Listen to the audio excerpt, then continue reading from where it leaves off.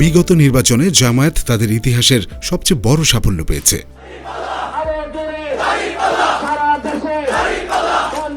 ৬৮টি আসনে জয়ী হয়ে দেশের দ্বিতীয় বৃহত্তম রাজনৈতিক দল হিসেবে ৭১-এর পরাজিত শক্তি। ও বিশ্বস্তার সহিত পালন করিব। আমি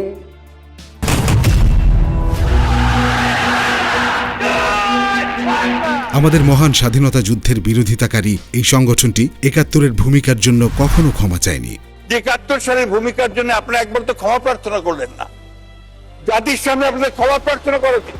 মহান মুক্তিযুদ্ধের সময় গণহত্যা, লুণ্ঠন, অত্যাচার এবং নারী নির্যাতনের জন্য জামায়াত এখনো অনুতপ্ত নয়। জামাত ইসলামী ওয়ান পাকিস্তানের পক্ষে সাপোর্ট দিয়েছিল, এটা কোনো রাজনীতিতে অপরাধ না। এই স্বাধীনতা বিরোধী অপশক্তি এখনও বাংলাদেশের বিরুদ্ধে ষড়যন্ত্র করছে বলে মনে করেন অনেকে।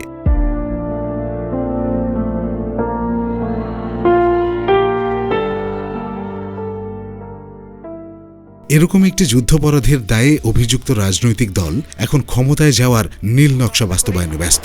জনগণের এই অভিপ্রায় মতামতকে কোনোভাবেই অগ্রাহ্য অপমান করা উচিত হবে না।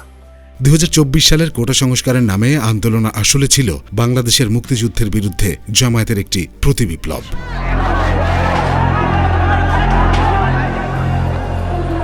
এই আন্দোলনের ২ বছর পর এটি আজ স্পষ্ট যে বৈষম্য বিরোধী ছাত্র আন্দোলন ছিল জামায়াতের পরিচালনায় একটি গভীর ষড়যন্ত্রের অংশ। বৈষম্য বিরোধী ছাত্র আন্দোলন পরবর্তীতে জামায়াতের সঙ্গে জোট বেঁধে নির্বাচন করে।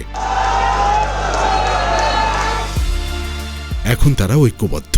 রাজনৈতিক বিশ্লেষকরা বলছেন এনসিপি আসলে জামায়াতের একটি অংশ মাত্র।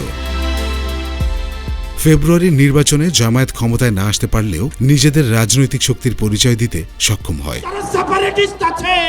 বাংলাদেশে আমরা তাদেরকে আশ্রয় প্রশ্রয় দিয়ে যে সেভেন সিস্টার রয়েছে সেটাকে বাংলাদেশ থেকে, ভারত থেকে আলাদা করে দিল। এখন সংসদে এবং সংসদের বাইরে জামায়াতের কৌশল দেশকে অনিবার্য গৃহযুদ্ধের দিকে ঠেলে দিচ্ছে বলে মনে করছেন বিশ্লেষকরা। সংবিধানের ভিতরে যদি গণভোটের প্রভিশন থেকে না থাকে তাইলে ২৬ সালেও কোনো নির্বাচন নাই। প্রথমত, জামায়াত আওয়ামী লীগের রাজনীতি নিষিদ্ধ রাখতে বিএনপিকে প্ররোচিত করেছে। $2.63 বিলিয়ন বিদেশে পাচার করেছে, সেগুলোর কথা।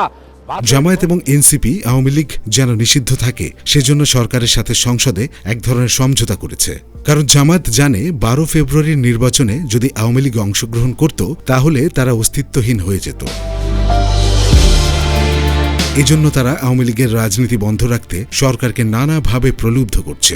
কনফিউশনের কোনো বিষয় নেই, কারণ হচ্ছে যে আপনারা জানেন যে আওয়ামী লীগ নিষিদ্ধের দাবি এখানে শুরু থেকে যারা শহীদ পরিবার, আহত, আমি যেটা আগে বলেছি আমাকে, এবং যারা বিচার চান, বিচার প্রার্থী মানুষ, বিচার ফাউন্ডেশন হয়েছে, তারা বিচার আওয়ামী লীগ নিষিদ্ধের দাবি করছেন, আন্দোলন করছেন। বিষয়ে আগামীকাল সরকারের পক্ষ থেকে একটা প্রজ্ঞাপন জারি করার কথা। ওখানে যদি স্পষ্ট ব্যাখ্যা থাকে, ইঙ্গিত থাকে, তাইলে কোনো দুআশা থাকবে না। যদি না থাকে তখন আমাদের করণীয় আমরা ঠিক করবো ইনশাল্লাহ। বিএনপিও মনে করছে আওয়ামী লীগ মাঠে না থাকলে তারা চাপমুক্ত থাকবে, কিন্তু এটাই বিএনপির ভুল রাজনৈতিক সিদ্ধান্ত। প্রস্তাব করছি যে সন্ত্রাস বিরোধী আইন ২০০৯-এর অধিকতর সংশোধনকল্পে আনিত বিলটি সন্ত্রাস বিরোধী সংশোধন বিল ২০২৬ মহান সংসদ উত্থাপিত আকারে অবিলম্বে বিবেচনার জন্য গ্রহণ করা হোক। বিএনপি আওয়ামী লীগকে নিষিদ্ধ রেখে মূলত জামায়াতকে শক্তিশালী করছে।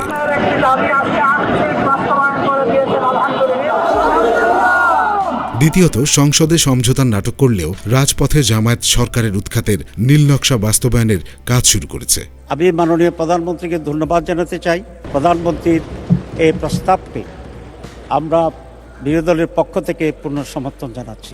এই সরকার অতীতের পথে হাঁটা শুরু করেছে। এই সরকার এই বাজেটে দুর্নীতিকে প্রমোট করেছে, দুর্নীতি দমন করে। দাঁড়িয়ে বর্তমান প্রধানমন্ত্রী বলেছিলেন ভোট দিবেন দুটো, তিনি প্রথমটা রক্ষা করেছেন, দ্বিতীয়টা তিনি রক্ষা করেন নাই। আজকে আপনাদেরকে কথা দিচ্ছি, আমাদেরকে বিভিন্নভাবে এই গণভোট বাস্তবায়নের দাবি থেকে সরিয়ে নেওয়ার জন্য অনেক কথা বলা হচ্ছে। ইতিমধ্যে জামায়াত আরেকটি জুলাই আন্দোলনের ঘোষণা দিয়েছে। রাজপথে লাগাতার কর্মসূচি পালন করে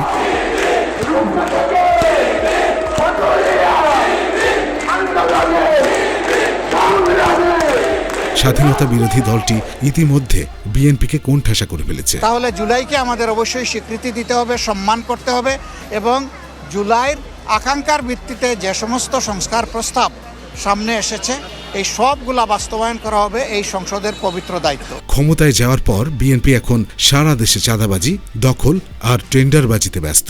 বিচ্ছিন্নভাবে বাড়তে দেখা যায় চুরি, ডাকাতি, লুটতরাজ ও চাঁদাবাজি, যেখানে বিএনপি নেতা পরিচয়ে এক ব্যবসায়ীকে তুলে নিয়ে যাওয়ার ভিডিও ভাইরাল হয়েছে।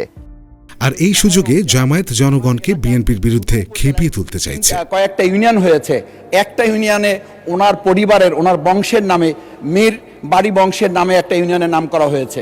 ওনার 2 সন্তানের নামে, দিগন্ত এবং সীমান্ত 2 সন্তানের নামে 2টা ইউনিয়নের নাম করা হয়েছে। তৃতীয়ত, প্রশাসন, আইন শৃঙ্খলা বাহিনী সহ সরকারের বিভিন্ন স্তরে জামায়াত ইউনূসের শাসনামলেই শক্তিশালী নেটওয়ার্ক গড়ে তোলে। জামায়াত জানে ৭১-এর ভূমিকার কারণে তারা জনগণের কাছে কখনো গ্রহণযোগ্য হবে না, তাই তারা প্রশাসন দিয়ে দেশে একটি অস্থিতিশীল পরিস্থিতি সৃষ্টি করতে চায়। চতুর্থত, ৭১-এর রাজাকার, আলবদর বাহিনীর মতো জামায়াতের অর্থে বেশ কিছু জঙ্গি সন্ত্রাসী সংগঠন বাংলাদেশে আবার মাথাচাড়া দিয়েছে।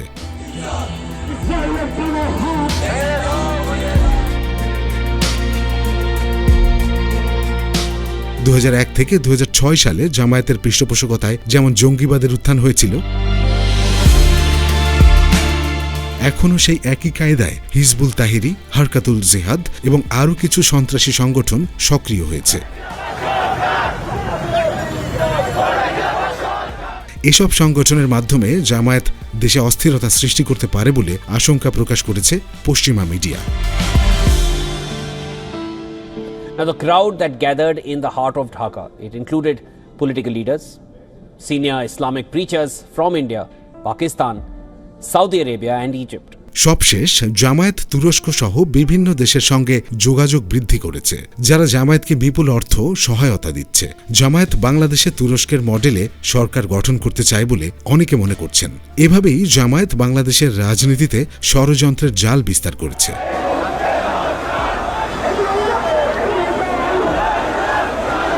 মুক্তিযুদ্ধের পক্ষের শক্তিকে বিএনপি সরকারের মাধ্যমে দমন করে জামায়াত বিএনপির পিঠে ছুরি চালানোর সব আয়োজন সম্পন্ন করেছে।